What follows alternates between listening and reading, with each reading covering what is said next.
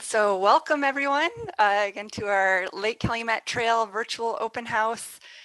Today we'll be sharing details about a vision for a proposed trail across Lake Calumet that would connect the Pullman neighborhood, Pullman National Monument to Big Marsh Park and other destinations in Chicago's South Side. So we have several speakers today. So here I'm gonna next slide here. So several speakers. We've got speakers from the Active Transportation Alliance, from Epstein, from Chicago Metropolitan Agency for Planning, from the Pullman National Monument and Friends of Big Marsh. And we also have some recordings from Congresswoman Robin Kelly and Alderman Garza. So today, if you have any questions for our speakers, please use the chat box and we will get to those at the end of everyone's presentation. So, and just for those of you who would like to use closed captioning or use sign language interpretation, we have the Chicago Hearing Society here today providing ASL interpretation, and Alex posted some instructions in the chat so you can pin the video of our interpreter in the corner so you can see her if you need. And to view closed captions, you can click on in the menu bar and click closed captions. So with that, so my name's Maggie Sherwinski from the Active Transportation Alliance, and I have Alex Perez here, also from Active Trans. He'll be introducing all of our speakers throughout this open house, but to kick things off, we have Jim Merrell, also from the Active Transportation Alliance, to provide a bit of background about this project and study. Great. Well, thank you everyone for joining us this afternoon, and hello, Ms. Lucas. I'm glad that you're here. So, we're going to hear a lot about the details of our feasibility study, but before we kind of dive into the nuts and bolts there, we wanted to talk a little bit about the story of where this study came from and kind of how we got to this stage, because understanding how and why we're deciding what types of public investments we're making to make walking and biking better is really critical. So we wanted to share some of that story. Also, there are so many people to acknowledge and thank for us getting to this level. So just wanted to create some space for that. So we have here on the slide a helpful little map that shows the Lake Calumet region on the southeast side of the city.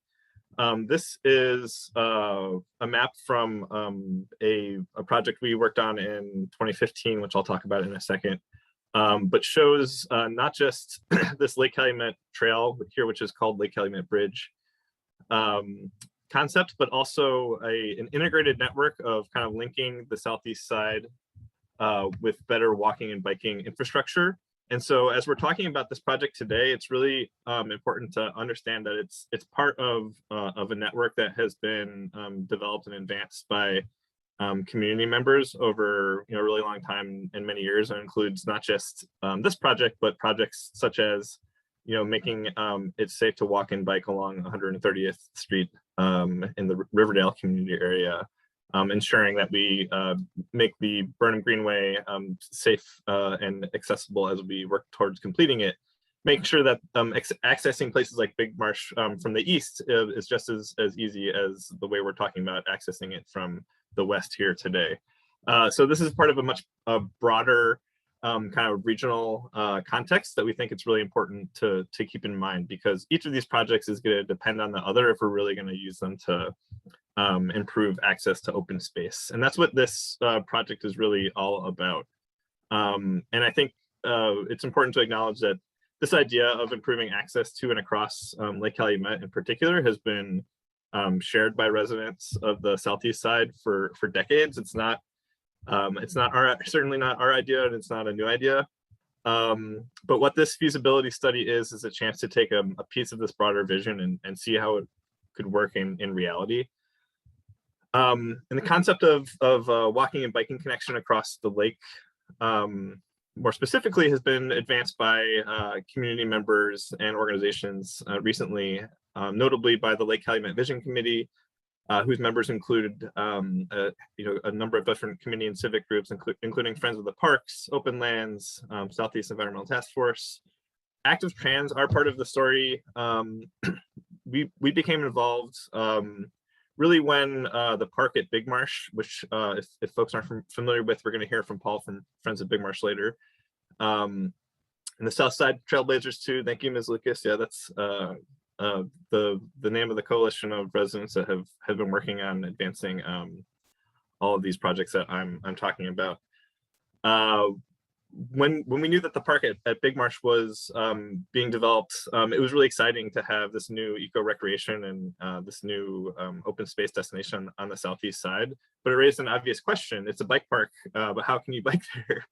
And it was a clear opportunity for us to advance our mission by getting involved in a local project, recognizing that people have a right to safe and equitable access to open space and recreation in our region. So making places like Big Marsh more accessible is an important part of improving the quality of life for people who live and visit the Lake Calumet region. So recognizing this opportunity, our job as advocates, we wanted to figure out how could we help advance this goal of improving access to Big Marsh. So we teamed up with our friends at Slow Roll Chicago, and the AFIL Randolph Pullman Porter Museum to develop what we call a Big Marsh access plan, which this graphic is taken from. That was in 2015, and we used that as a way to really help us have conversations with other key stakeholders and decision makers to advance this concept, this constellation of biking and walking improvements. And along the line, this advocacy kind of helped us get this line on a map across Lake Calumet, included in a couple of other important places, including in CMAP's Regional Greenways and Trails plan, which is an important document that guides kind of our regional trail network.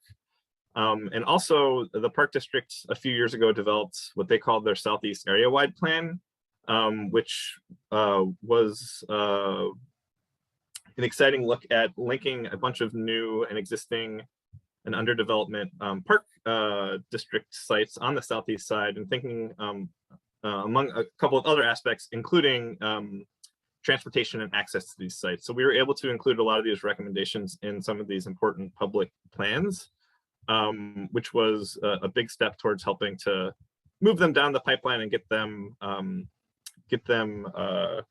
moved from, again, a line on a map towards reality. And this is where I want to acknowledge the role of U.S. Representative Robin Kelly's staff in facilitating our connection and conversations with the Port District. And when we're talking about this property, the Illinois International Port District is the property owner, and it's their land. So without their partnership and cooperation, none of this would be possible. So the Congresswoman's staff were really instrumental in helping us connect with the Port District and build a really great collaborative relationship. And in particular, with the former executive director Clayton Harris, it was just a huge step forward in this project and help us open the door to putting this project together. And in addition to the leadership from Congresswoman Kelly and the Port, also want to acknowledge Alderwoman Garza of the 10th Ward has been a huge champion, not just for this project, but for walking and biking throughout the 10th Ward and the southeast side. We also had great support from Representative Smith, Senator Sims, the Park District, the National Park Service, a lot of others who were all involved in helping us put together a successful grant application to the Illinois Department of Natural Resources in Cook County, which is funding this story that we're talking about today. So it's a story that we wanted to make sure to tell because so many people were a part of getting us to this stage. And while there's a lot of work yet to be done, the fact that we have such a huge number of folks involved and participating, we think we wanted to make sure to acknowledge and to honor that story. So thank you to to our funders, to the elected officials and agencies leaders that have lent their support so far. We're really excited to kind of share what we've worked on with y'all and figure out how to keep moving forward. Thanks. Thanks, Jim. Next up, we have Tim Gustafson. He is from Epstein Engineering. He is an associate vice president and senior planner and has been a big help with getting us the feasibility study and helping us show pretty much getting the lines on the map to some vision boarding lines. And we are happy to share the report. So I'll hand it off to Tim, and on the chat, I will drop off a link where everybody could see the full feasibility study. Good afternoon, everybody, and thank you to Alex and Jim for setting this up.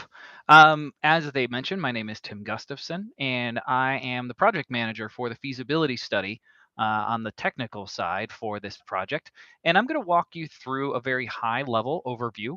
And I definitely encourage you to visit the link that Alex just shared in the chat for the full study. So it'll be a quick run through, but spoiler alert, the trail that we are proposing is feasible. And we want to walk you through some of the work that we did to get to that answer. So next slide, please. So as Jim showed on his slide, and we reproduced here, the overview and study area for the Lake Calumet Trail Feasibility Study is along the shores of Lake Calumet, connecting roughly the areas near the Bishop Ford Freeway at 111th Street to Big Marsh Park, shown here on your map. So the charge for the feasibility study, as evidenced by that larger map, is a trail connection feasible between those two destinations? And like I mentioned when we started, that's what we looked at, and I'm going to show you a few slides showing how that study was completed. Next slide, please. So this is a zoomed in aerial showing the Bishop Ford Freeway on the left side of your map, and Stony Island Avenue is on the right side of your map. And the yellow line connecting the two is the proposed alignment for the Lake Calumet Trail. As you can see on the left side of the map, it is connecting near the entrance to Harborside International Golf Course and traverses across Port District property around the outside of the golf course to the shores of Lake Calumet, and then travels across the top of the lake, as we'll get into in a little bit more detail, then going up and over the railroad tracks and Stony Island Avenue to make its way into the entrance of Big Marsh Park on the right-hand side of the screen. The other dashed lines that you see on the map shown in black show some potential alignments that we also explored as a part of the study. We wanted to make sure to look at all of the options to identify which ones were most consistent with the objectives of the study based on people we spoke to, agencies that would be involved, and other project stakeholders. Next slide, please. This map shows you a little bit more detail of some analysis that was done, and we broke the study area, into 4 smaller sections so that we could weigh the pros and cons of each potential alternative alignment. The ones shown in colors here reflect the various elements that were shown, and any line shown in black was where each of those alternatives were basically the same, and there was no difference between the two. So as an example, section 1, which we called From the Bishop Ford to the Shore, explored an alignment that traveled along the outside edge of the property near Doty Avenue. And then option B hugged closer to the golf course, staying internal to the property, making their way to the shores, and sections 2 through 4, as you see here. Section 4, on the eastern end of the study area, actually explored 4 different alternatives for how to get across Stony Island Avenue and across the railroad tracks, 3 of which involved a bridge and 1 of which involved an at-grade crossing, which was ruled out due to its difficulty. So as you can see, any alignment shown in green was ultimately selected as the preferred alternative, which is what was reflected in the previous map. So we're going to move on to the next slide. What I would like to show here is the full installed cost of the trail connection, which is expressed as $27.1 million, all included. The larger study goes into more detail on the various elements that are installed for the project, which consist of trail on grade, which is the trail on the ground, a trail on a boardwalk style structure, which is very similar to the docks and boardwalks you see for the harbors for the Chicago Park District and other boardwalks you may be familiar with. And trail on structure refers to any bridges, overpasses, or structures that go up and over any of the barriers like Stony Island and the railroad tracks. Additional site features consist of any earthwork, foundations, remediation, wetland impacts, tree mitigation, other things like that that are needed in order to make the trail feasible. So that brings the construction subtotal to $16.23 million. The other line items shown on this estimate refer to a contingency to account for additional cost items that will be explored when the project goes into more detailed design, as well as costs associated with preliminary engineering, also known as Phase 1, detailed engineering, known as Phase 2, and construction engineering, typically called Phase 3. So this was a roll-up of all the costs associated with the project. We wanted to make sure that these are all included so that everyone looking to help identify funding for this type of project knows what the total installed cost will be. The other exciting thing that we want to showcase on today's presentation are trail amenity areas, which we will feature on the next coming slide. So next slide, please. There are 3 locations within the study area that the study team identified as potential for enhancing the trail network. In addition to a trail, one of the best things to enhance this environment is to identify places to enjoy the outdoors, the natural resources, and break up the trail into more approachable segments. We identify 3 shown in the map here in yellow. The kayak area near the southwest corner, a golf course rest area in the northwest corner, and a boat viewing area around the middle of the top of the lake. Next slide, please.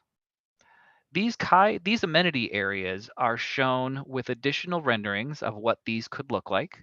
And then the cost estimate for each of these is shown in the table on the right so that the reader can get an idea of what are the elements that go into making each of these areas happen. These were developed based on input from project stakeholders that identified a desire for a connection to the lake, the ability to enjoy non-motorized watercraft or kayaks and other boats like that, and the ability to have access to the lake in addition to being able to walk and bike along it. So these were added as trail amenities. The first here is your kayak area near the southwest for a total cost of $625.6 thousand. And we'll show the other 2 on the following slides. Next slide, please, is the amenity golf course rest area. One of the elements we explored was making sure that the trail would not negatively impact the surrounding environment or other Port District operations, including the golf course. So one of the areas near the corner of the golf course and the lake was where a trail would be located, but is located closer to the surface of the water than the golf course. One of the ways to mitigate potential impacts was to further screen this area through the use of fencing and an overhead fence so that golf course operations would not be impacted by trail operations and vice versa. This area also presented an opportunity to put a rest area with some additional seating, some potential kayak docking opportunities, and the ability to enjoy this corner of the lake for people stopping and visiting. This area was costed at approximately $920,000. Next slide, please. And the third amenity was in the top middle of the lake, which we are calling the boat viewing area. One of the items that was identified was that viewers and visitors would like to be able to enjoy future opportunities for recreation in Lake Calumet.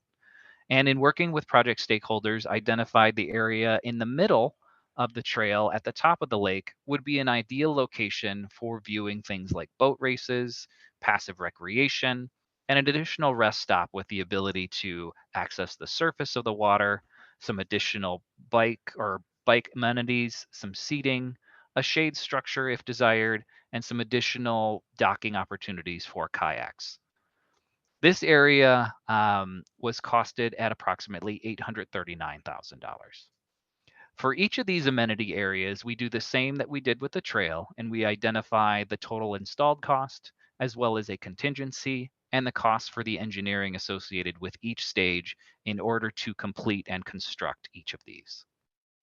These are included in that overall total cost that you saw at the beginning, but we wanted to show these as they reflect some additional ideas and opportunities that the trail could create. Next slide, please. So that was a very high level overview. Like I mentioned, we went through a great deal of data and analysis to ensure that the items that need to be explored in preliminary engineering are identified. The trail feasibility does identify that it is feasible to construct the trail, estimates the cost for its construction, and also lays out the groundwork for the additional design phases that would be needed to make this happen. I know that we will save questions for the end, so I've included the link at the bottom of this slide again. And I want to thank everybody for their attention this morning, and I will give it back over to Alex. Thank you so much, Tim. Up next, we have Alderwoman Garza. We are very fortunate that she was able to send in a video to show her support for this project, and she is the Alderwoman for the 10th District. Hi, I'm Susan Sidlowski Garza, Alderwoman of the 10th Ward, and I am really excited for the opportunity to build a new multi-purpose hiking and cycling trail along Lake Calumet. This new trail is really a restoration of Lake Calumet's historical legacy as a place for Chicagoans to experience nature. Around the turn of the century, Lake Calumet was home to a resort and was a popular destination for boating, fishing, and hiking. For far too long, this area has been inaccessible to our residents, and this new trail will allow a new generation of neighbors to experience the nature and natural beauty of the lake. In addition, this new trail will help connect the Pullman neighborhood with South Deering and Hegwish. It will provide another amenity to draw people to the revitalized Pullman National Monument, as people will be able to bike and walk from Pullman across to the beautiful Lake Calumet, and also to Chicago's largest bike park, Big Marsh. I'm so excited for this project, and moving forward, it will bring years of enjoyment for Chicagoans and people all across the country to enjoy. We are very happy to have Alderwoman Garza's support, and another supportive elected official that we would like to share a video from is Congresswoman Robin Kelly. She is the U.S. Representative from Illinois' 2nd District. Hello, everyone, and thank you for joining us today for this virtual open house to discuss the proposed Lake Calumet Trail project. My name is Congresswoman Robin Kelly, and I have the honor of representing the South Side of Chicago, including Lake Calumet in Congress. Today, as we learn more information from Active Transportation Alliance about this new multi-use trail, I want to highlight some of the benefits this trail would bring to Chicago's South Side and our residents. Throughout the pandemic, we have all had to return to a slower pace, and many of us have relied on nature and public green spaces to safely get outside and exercise. The Lake Calumet Trail will provide safe, outdoor recreation and better connect neighborhoods and residents by foot and bike to Big Marsh Park, the newly opened Pullman National Monument, which is wonderful, by the way, and the South Side of Chicago. In addition to exercise, this trail would provide access to nature and public green space, which is needed across the city of Chicago, but especially for our South Side neighborhoods. For the residents of Roseland and Pullman, this trail could provide access to a wonderful natural resource already right in their backyards. For the rest of our city in Illinois, the trail would provide just one more reason to come and check out all of the good things happening right here in Chicago's South Side. I am looking forward to learning more about the results of the feasibility study and how we can bring this fantastic outdoor resource to our community. Thank you all again, and I hope to see you soon on the trail. So we are very happy to have the support of 2 elected officials who have been very supportive of this project from the beginning, and happy to have shared their videos with everyone here on this call today. Up next, we have Elizabeth Scott from CMAP. She will be giving an overview discussion on the master plan for the Illinois Port District. Thank you. Hi, everyone. I'm Elizabeth Scott.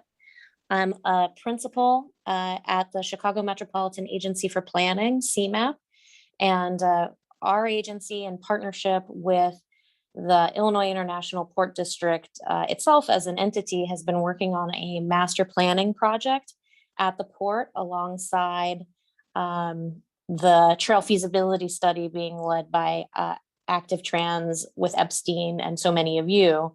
And I'm delighted to see in the participant list for this open house so many people that have been in our focus groups and part of our engagement and participating in the steering committee for this project.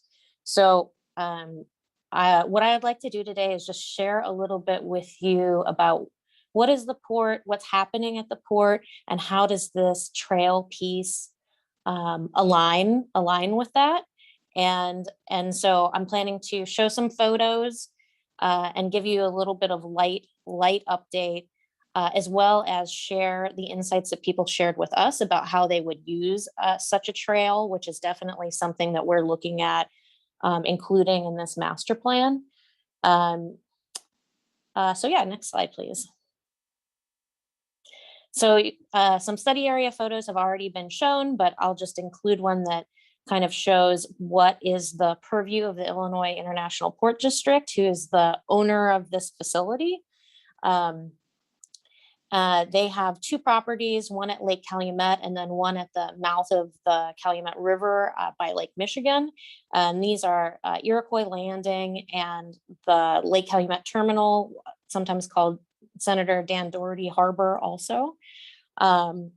And it is a facility that primarily handles freight and goods movement. It's mostly bulk and break bulk stuff, which is, you can think of it as gravel, lumber, drywall, things that are priced by weight rather than by volume, big, heavy, slow moving things. It's a facility that allows connection for freight by waterway all the way from the Atlantic Ocean via the St. Lawrence Seaway, all the way through the Mississippi River and down to the Gulf. Next slide, please.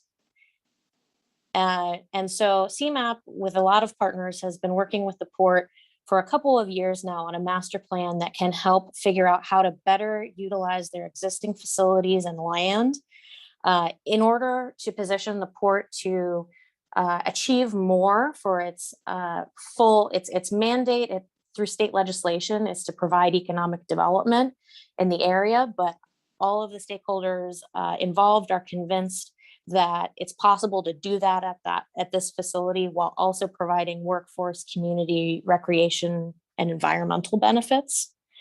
Next slide, please.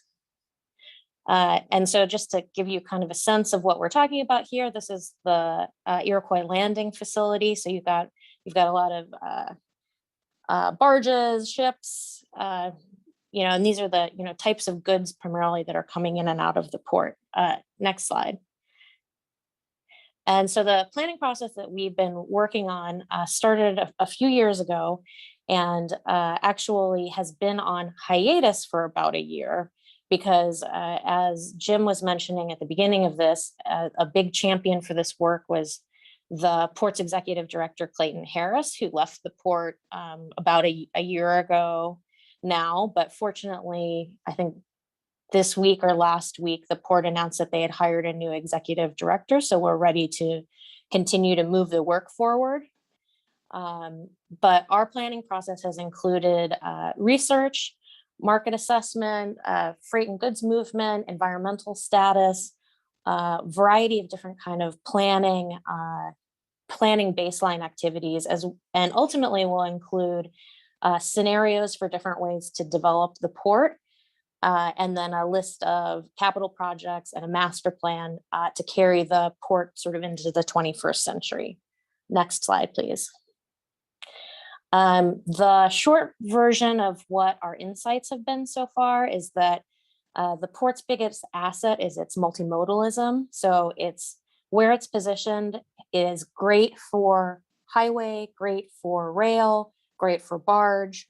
and that the economic development that primarily should be happening in the southern end of the facility that leverages that the most will be the most successful. But that it's a huge land area, and we feel that there certainly is the ability to open up more public access, including through this trail, whether in this configuration or something similar. And so next slide, please. Wanted to share, with you all, since we were talking about what might be possible through the development of this trail at the port, that we asked a question through our engagement research for this master plan about if there was a trail, would you use it? And I thought the results were interesting and thought I'd share them with you all today. Next slide, please. We asked a little bit less than 100 people this question. Most people said that they would use the trail. Next slide, please. And this was the piece that was most interesting to me, is that there are so many different ways that neighbors would like to use the trail in terms of making the connection from Pullman to Big Marsh, in terms of accessing Lake Calumet, either for exercise or for enjoying nature. We know that Lake Calumet is an important location for migratory birds.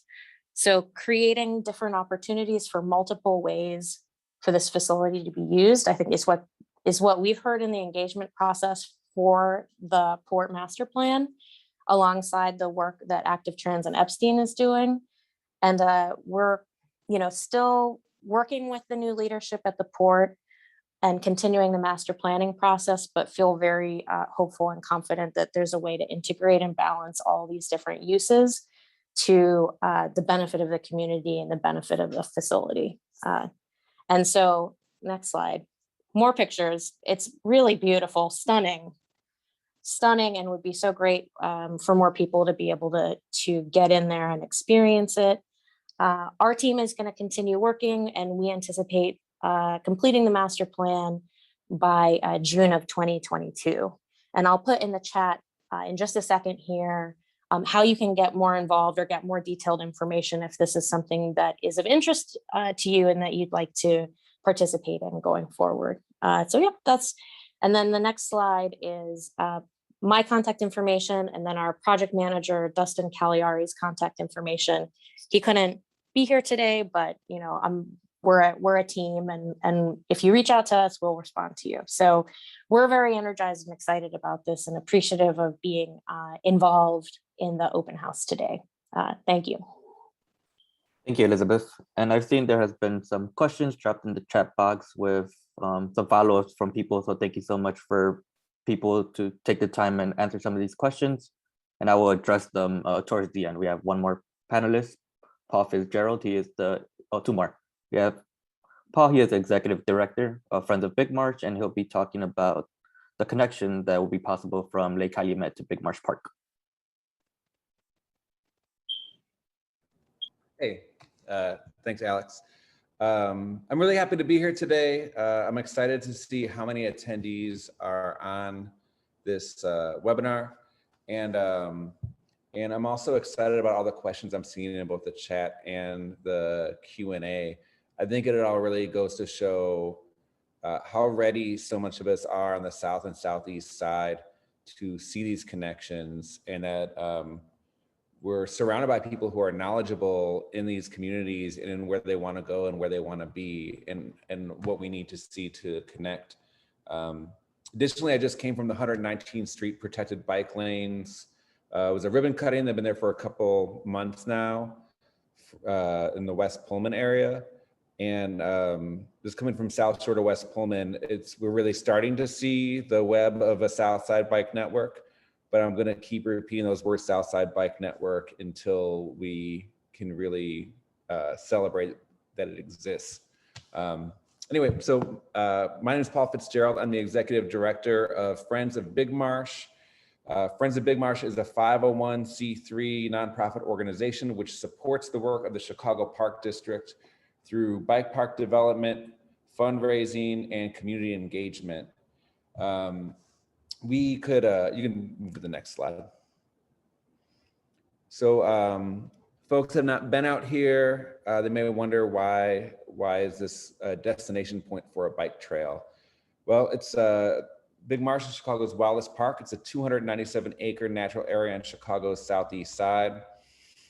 The park opened in 2016, and we've been seeing a ton of development, especially in the last year. It's one of these, like all these infrastructural projects, it takes a while to get the ball rolling, I feel like, but we're starting to see a lot of exciting developments. And one of the ones I wanted to highlight today in this trail connection is this new trail we have at Big Marsh. It's 3 miles long. This is obviously the construction document, but we're about 40% finished with the asphalt being laid out for this path. Then there'll be a bridge that goes over the marsh and sort of the east side of the park, or sorry, the west side of the park.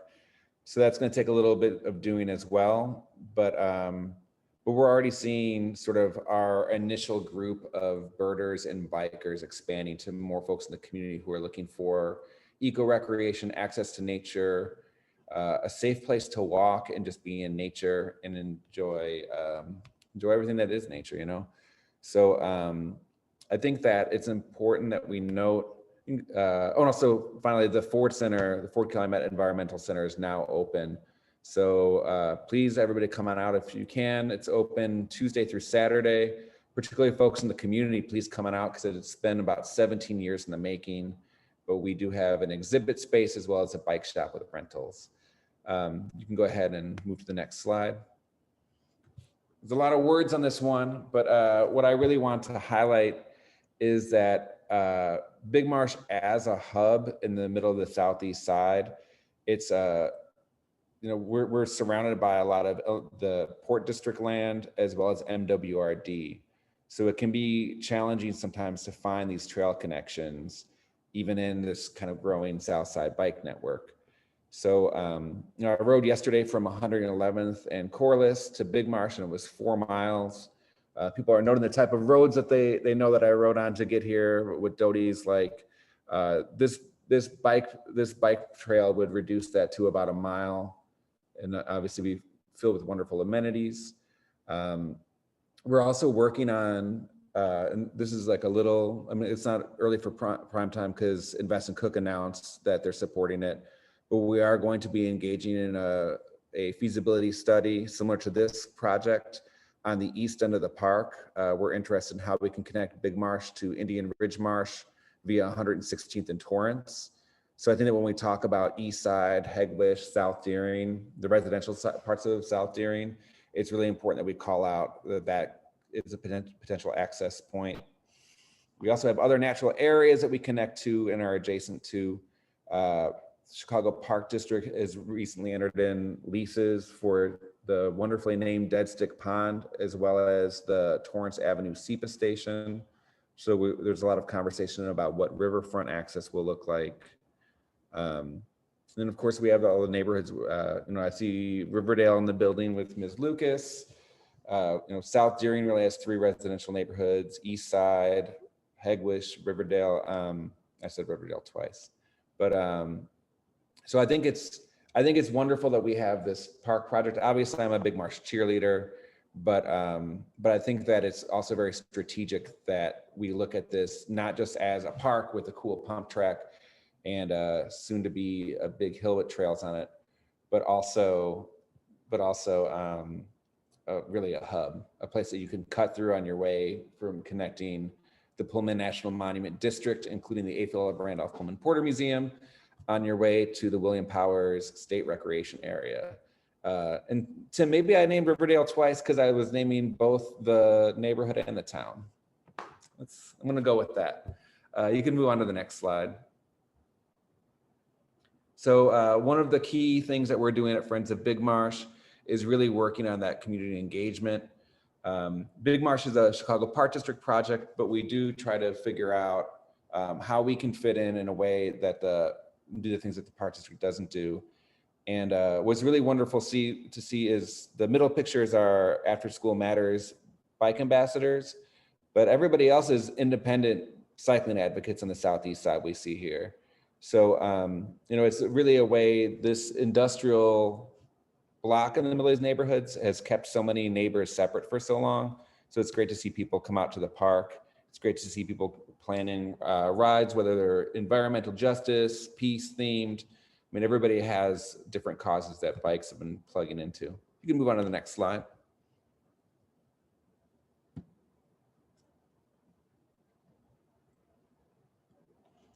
And finally, I just always like to kind of go back to the fact that eco-recreation on the southeast side isn't a new idea. It's why the southeast side became sort of the industrial home, the industrial web of Chicago, the place where many of our dirtiest industries ended up. Daniel Burnham originally spoke of the Lake Calumet area being a place for eco-recreation. And even in the height of steel industry, we find pictures of people fishing with their kids and hunting.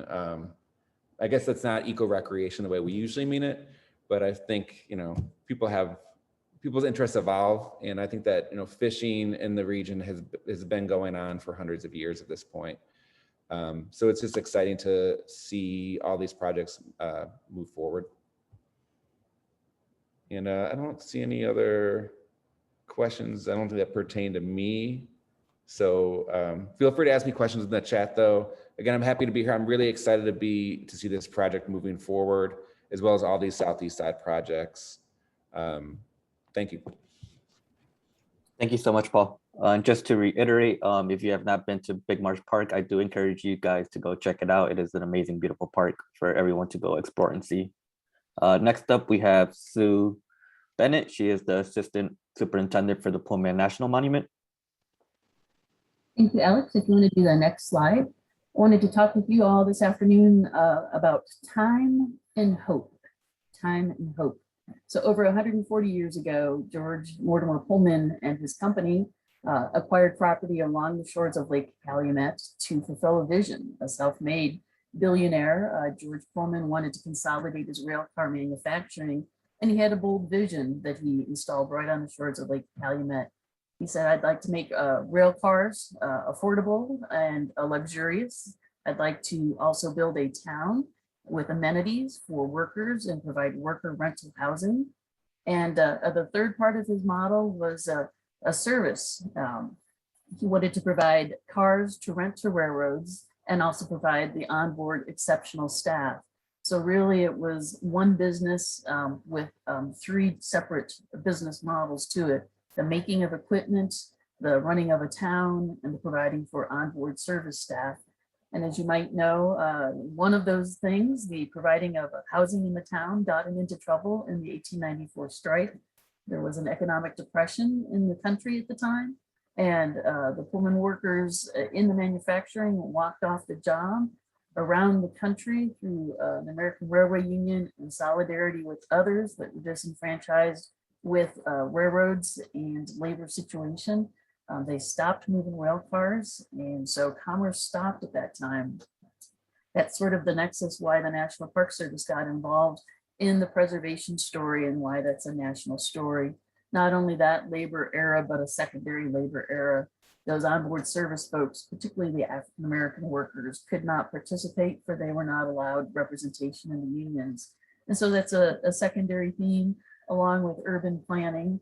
And then another theme that happened about 50 years ago is historic preservation. The demise of railcar, the ending of rail manufacturing in the Pullman area, the housing stock and manufacturing stock sort of declined over time. And the city was looking at some economic reinvestment and redevelopment. And folks just like you listening on the webinar today said, nope, not in our backyard. We have a different vision. We want something different. We hope that you will work with us and save and preserve this historic community. And they rolled up their sleeves, just like many of you have, and put a lot of sweat, equity, and labor into it. And the Pullman Civic Organization, the City of Chicago, the state of Illinois helped create a National Historic Landmark District in 1976, and have been preserving and sharing and telling stories We've heard mention of the National AFO Randolph Pullman Porter Museum, also located within the National Monument, also Pullman State Historic Site, which brings us to 6 years ago, next slide, when the state of Illinois chose to donate the Historic Administration Clock Tower building to the National Park Service to bring in yet another partner into the Pullman Monument historical neighborhood story. So the park is really a larger space from 103rd to 115th and bounded by South Cottage Grove Avenue. But truly the only federally owned property is the Clock Tower Administration Building. And so we spent 6 years of time putting together our offices, exhibits, and a multi-purpose classroom on that first floor of the building, the area in the red box. Next slide, please. And so what many of you encountered on your trips on 111th and South Cottage Grove was a very uninviting, unwelcoming, do not come here kind of vibe. Next slide, please.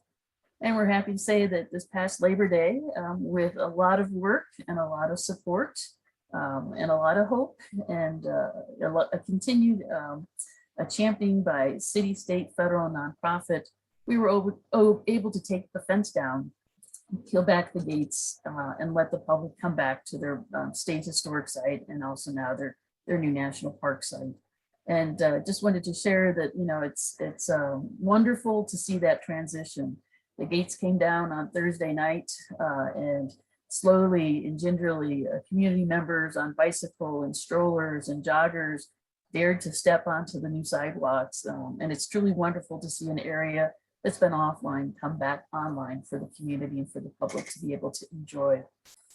We hope to have this visitor center open year round as an anchor.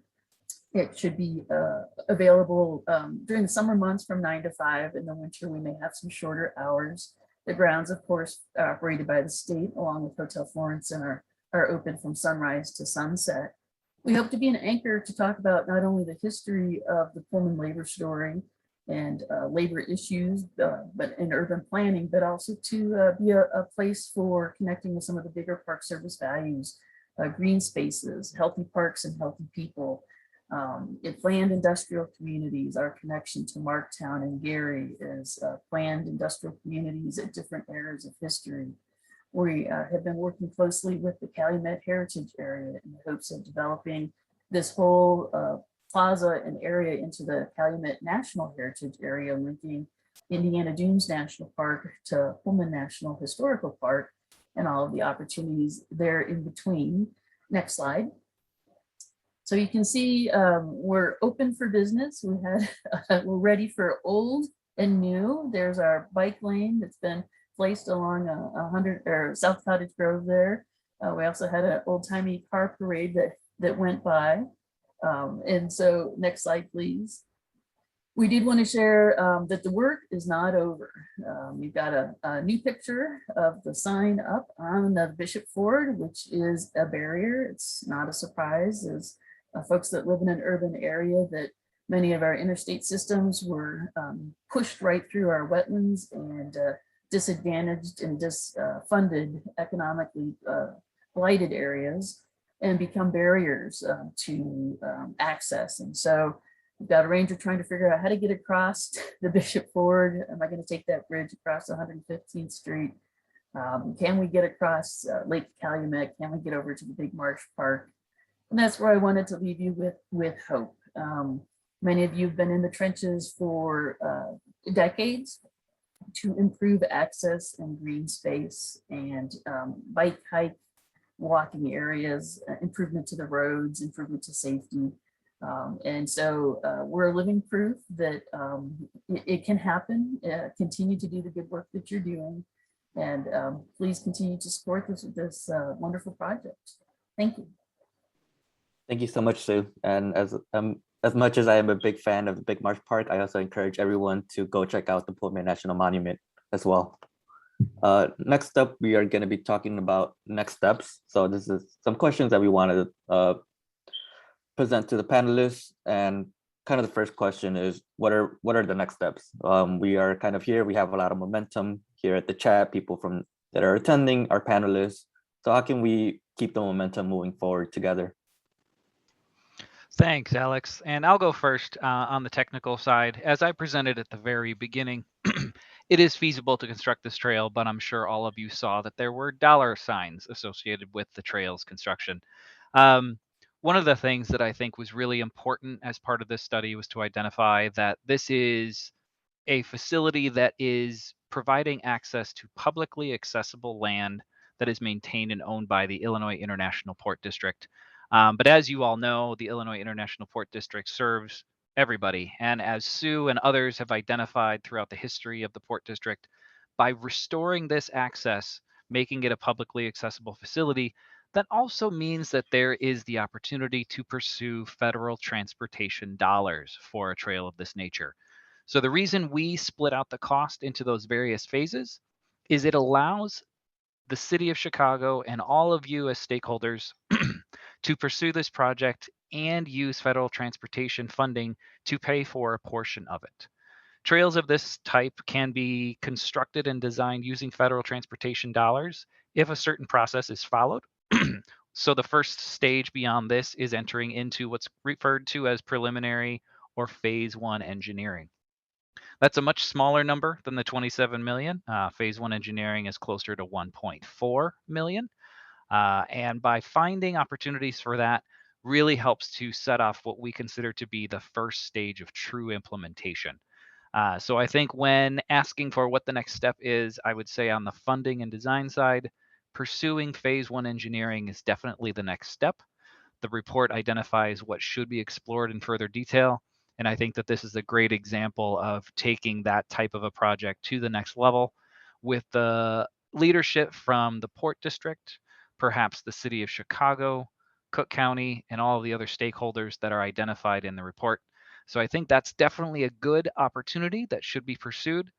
And as evidenced by a lot of the other conversations that have happened today, CMAP is in support of incorporating this into future land use scenarios. The National Park Service is interested in making these connections. And Friends of Big Marsh is also interested, along with Active Transportation Alliance, to connect all of the other roadway networks that would feed into this. So I definitely think that that's the next step from a engineering standpoint. And I welcome thoughts from everyone else as well.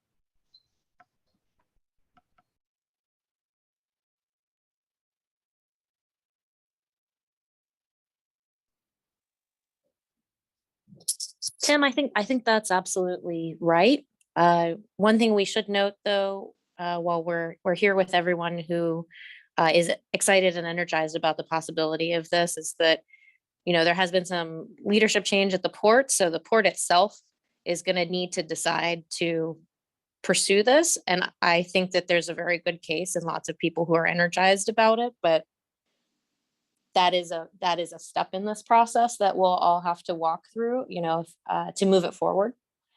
But on the CMAP side, I can just share with everybody that our agency is responsible for determining which projects are funded with federal dollars for various things, including bike and pedestrian investments. And, I can't speak to the specific competitive process where this could potentially come forward, but I'll just say in general, the fact that this project is aligned with regional plans, like our regional trails and greenways plan, it's included in a variety of other sort of sub-regional plans for the Calumet, has broad support, and would benefit an area that is needing of this type of investment, would make a project like this very competitive for those resources. So that's something to feel optimistic about too. Thanks, Elizabeth. I agree. I actually think that that's worth mentioning to folks. One of the other things that I do want to touch on is while the study explores the feasibility and identifies the cost and phases for implementation, you may all be familiar that this conversation has been going on for about 35 to 40 years. The next steps hopefully will take a little bit less time than that, of course. Preliminary engineering is something that usually takes a couple of years, detailed engineering a couple of years thereafter. And then if you've experienced any construction in the Chicago metro region recently, you'll know that that is also a very visible and important step. But small steps can also be made towards closing some of those gaps. So you may have heard that Paul mentioned some recently completed and open bike lanes on 119th Street. The city of Chicago has also implemented some additional projects on the southeast side along Ewing Avenue. 112th Street is under construction right now and will have bike lanes before the end of the year. So please continue to look for and celebrate any of the additional gaps that are being closed in the network on the southeast and south side, because every step towards making a safer connection from where you are starting your journey to the entrance to Big Marsh Park or any destination in between, I think is worth advocating for. Ms. Dolores Lucas identifies that the Riverdale Community Area Multimodal Transportation Plan also identifies connections, which include Indiana Avenue, 130th Street. All of these roadways traverse through an area that's otherwise been very inhospitable for walking and biking. So anytime any one of these roadways can be improved, I've seen the chat also mention 116th Street, Torrance Avenue, 126th Street, pretty much you name a street on the southeast side that doesn't have bike lanes on it, and there is someone who would like to see that to change. So if you can identify any of those connections, continue to advocate and support those through the work that Active Trans is doing, through the work that CMAP is doing. I think all of those connections can further strengthen the case, as Elizabeth had mentioned, on making the Lake Calumet project competitive when whichever entity, be it the Port District, Cook County, the City of Chicago, or a group of entities, are seeking federal funding to make this a reality.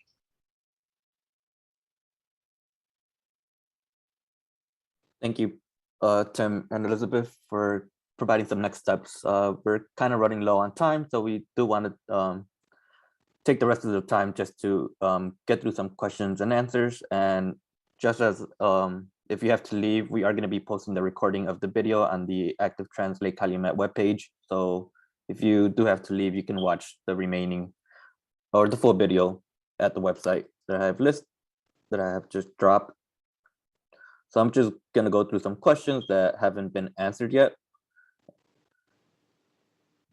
And anybody can feel free to answer. And Alex, while you're doing that, we did answer quite a few of the questions in Q&A and some in the chat. So the ones in the Q&A, it appears as though they have been answered. And Alt also placed a comment about another additional access option by traveling on Cottage Grove Avenue on the south side. And then there are some open questions in chat. So I'll let you look there, Alex, for those. Great, thanks, Jim. And there was one at the beginning from Jennifer. Her question was, have the railroad owners provided any comments on the grade separation over the railroad as part of the feasibility study? And I'll leave that for Tim. Yes, excellent question, and thank you for bringing that up. One of the things we did explore in the feasibility study was the grade separated crossing makes the most sense for getting over railroads. Railroads generally are not supportive of introducing any new crossings where they don't already exist, and tends to prefer grade separated crossings. So we reached out to them at the beginning of the study to introduce the project and identify the potential crossing locations. They provided their project development manual and stated generally that they would be willing to engage when the project goes into specific design. And the project development manual identified the design requirements that a grade separation must meet in order to be feasible, such as vertical clearance, where the support piers for any type of bridge structure need to be located, and the general design review and permitting process that would be required. So we did engage with them early on and expect that whoever does the preliminary engineering would do so again in order to make sure that that type of a grade separated crossing is feasible. And then our exploration of the cost associated with that grade separated crossing, which is a very fancy way of saying bridge, is also incorporating what needs to be achieved in order to clear that span, which includes the railroad tracks as well as Stony Island Avenue on the east side. So definitely look for more detail in the feasibility study that explores that. And if you have further questions, you can email any of the three individuals shown here on the screen. Thanks, Tim. Just going through the chat, I just want to bring up some of the connections that people have mentioned. So Peter Taylor had mentioned, don't forget about access to Lake Michigan and Calumet Park.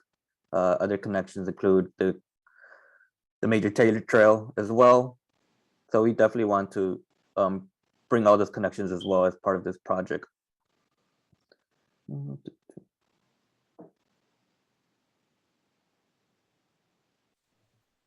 I see a question from Lorraine. She's asking, does the plan address potential flooding? Good question. Excellent question, Lorraine. Thank you for asking that. When we explored the environmental resources in the study area, we identified where there were wetlands and where there is evidence of recurring flooding.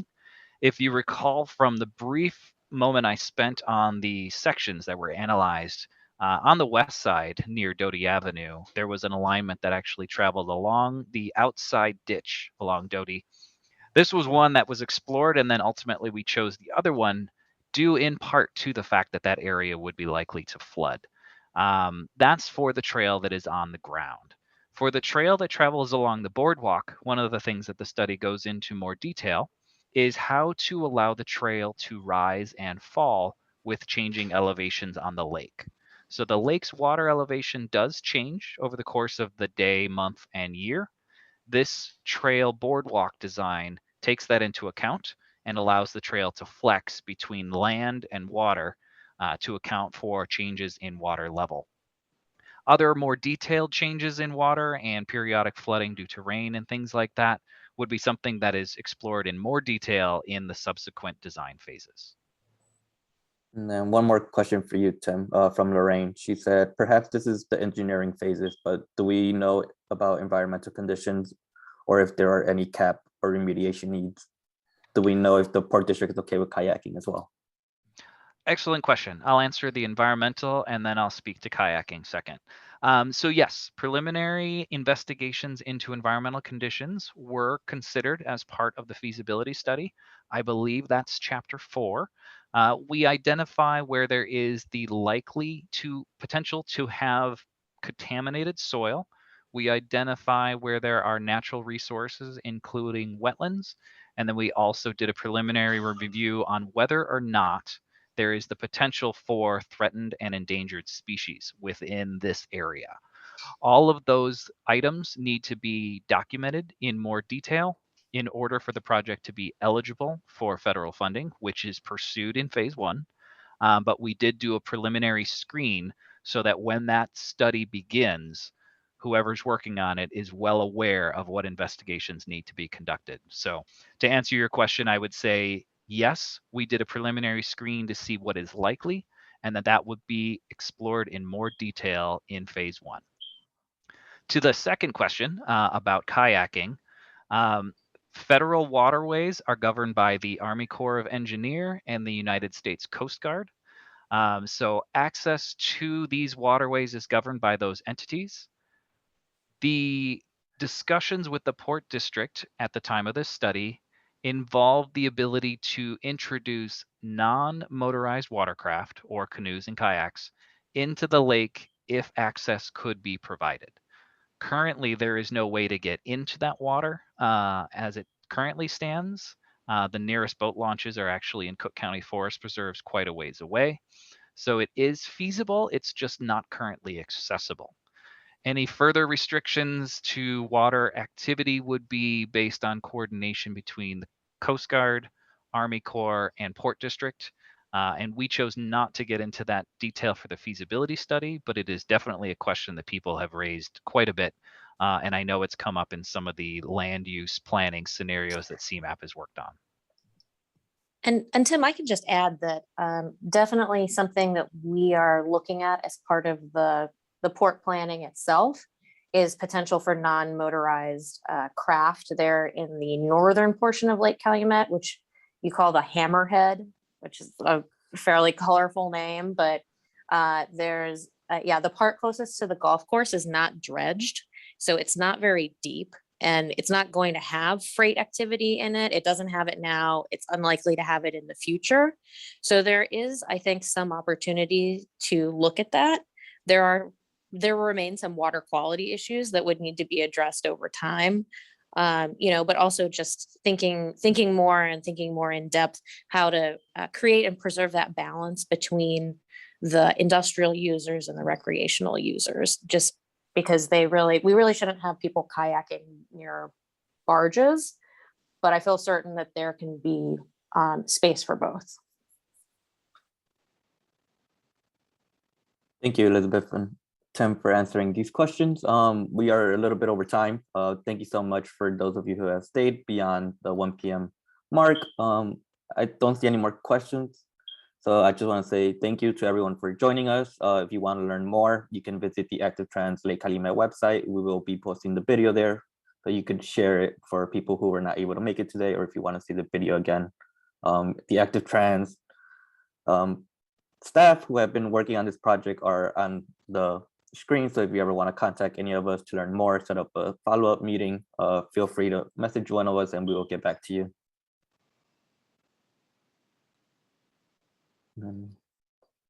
Maggie, do you want to say anything? Or is No, thank you all to our wonderful panelists and to everyone who joined today. We appreciate your involvement, and we'll keep you updated as we hopefully see this project moving forward. So thank you all. yes, this will be shared again. The video will be posted on the website. Thank you, Great. everyone. Thanks, everyone.